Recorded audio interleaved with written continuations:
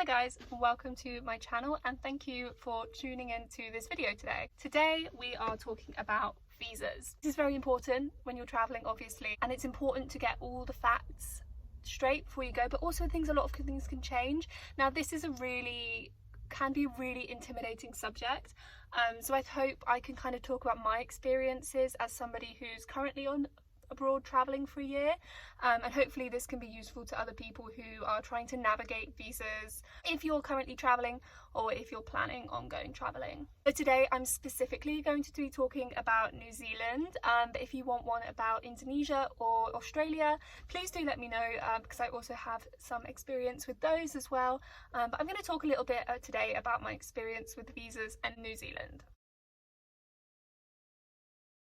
Now, first and foremost, I really want to emphasize this is by no means a comprehensive or official guide. Obviously, I'm in a van, like this is not official, but this is just my experience with visas from one traveller to another. Sometimes it can be a little bit easier understanding things when it seems like a person just talking rather than reading massive long official documents, especially if that's just not your thing or you find it really difficult to process that information. But 100%, no matter what you're doing, please always check the official government website for the country you're going to, as well as your home country, as that will have lots of up-to-date information. You know, things are going to change in the future about traveling, what you can and can't do, requirements, anything like that. So this is simply my experience in applying for a New Zealand visa post-COVID. So you want to go to New Zealand? Of course you do. New Zealand is an amazing country and I can guarantee you will never see another place like this. So New Zealand has opened their very strict border controls post-COVID, which has meant travellers like ourselves have been able to enter the country for the first time. And from a personal experience, I really don't see that many backpackers. People have said there are definitely not as many backpackers and travellers as there was pre-COVID. It's still trickling in, but people are definitely getting here, and I do think it is an amazing time to come. So first and foremost on the list, if you were thinking of going to New Zealand, please plan ahead. Read all the regulations on the government website and make sure you apply for your tourism visa at least 3 or 4 weeks ahead of your planned trip. And I'm going to be talking about that a little bit later. So today I'm specifically going to be talking about my experience in a visitor's visa, as well as my experience transferring the visitor's visa into a working holiday visa if you visited New Zealand and you just really don't want to leave. So I definitely recommend applying as early as possible, as soon as you know and you want to go to New Zealand. So to enter New Zealand under a visitor's visa, you must fill out a visitor application form on the NZETA app. You can do this several months before your trip. It is still valid from the point that you enter up to a year after you apply. We applied several months ago in August, even though we knew we weren't going to actually be entering the country until November. The validity of this NZETA actually starts as soon as you enter the country and not before. So in terms of how long this lasts for me, this is my first time entering New Zealand, and upon doing it on the NZETA app, it allows me 6 months visitor's visa, which I can go on holiday here. I can't work. There are restrictions in place, but as a first-time visitor I can stay for up to 6 months, whereas my boyfriend, who has been here before on a working holiday visa, he can only stay here for up to 3 months. So that is worth checking, depending on how long you're planning on staying in New Zealand. So I'll link to the visitor's visa and the NZETA information here, as well as costs. If I'm right in thinking it was around £19. It wasn't too expensive as far as visas go, and it was a super simple process. We just filled in our information, we had to enter a picture, and within a couple of hours our visitor's visa was guaranteed. Transit. Now this is something that I myself did not realise when entering New Zealand through Australia. I can guarantee this is a pretty silly mistake, I have to admit, but I think when you're planning so much travelling, there's so many things to think about, and sometimes things get lost and you make these silly little mistakes. So one of these critical mistakes we made, which could have ended quite badly, was we were transiting from Indonesia to New Zealand through Adelaide, and these were 2 separate flights, not a transfer. We had to self-transfer. So upon entering Adelaide, we had to technically leave the airport for about 4 hours until we checked in again and entered the airport again. And during that time we would technically be entering Australia. So we would have had to apply for a transit visa. So make sure ahead of time, if you are transiting through countries and you do have to self-transfer, that you apply for a transit visa ahead of time. We were really lucky in this because we actually have a working holiday visa for Australia. So we were kind of able to work that out, and they were able to say, okay, you are allowed to come into the country based on that. But it wasn't ideal, as it meant we had to start our year for the working holiday visa from the point entered, so we can't stay in Australia now past November 2023. Now if you do just have a connecting flight and you are not having to check in again, you have both flight tickets handy, you can just go through the transit route in the airport and you're not technically entering Australia yet, so you don't need a transit visa. So you have been amazed and you've fallen in love with New Zealand, who wouldn't have, and you just really want to stay longer. There are a few ways to do this without leaving the country and interrupting your travels.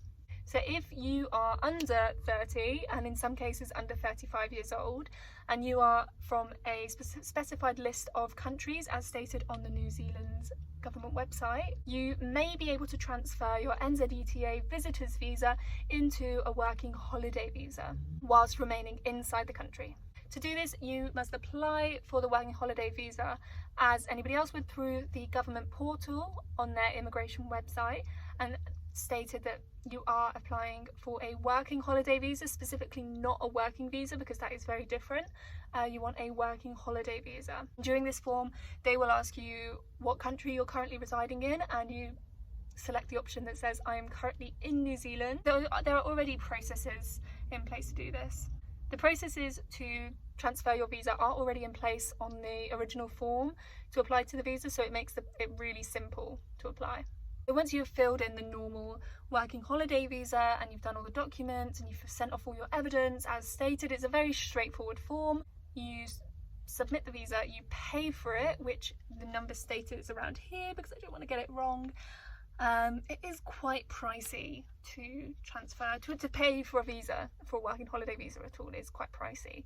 And we'll get onto that in a minute. It's about to get even more expensive. So once you've sent all your documents, you've paid for the visa, you have to wait for about 3 days. It says on the government website about 10 days, but I only waited 3.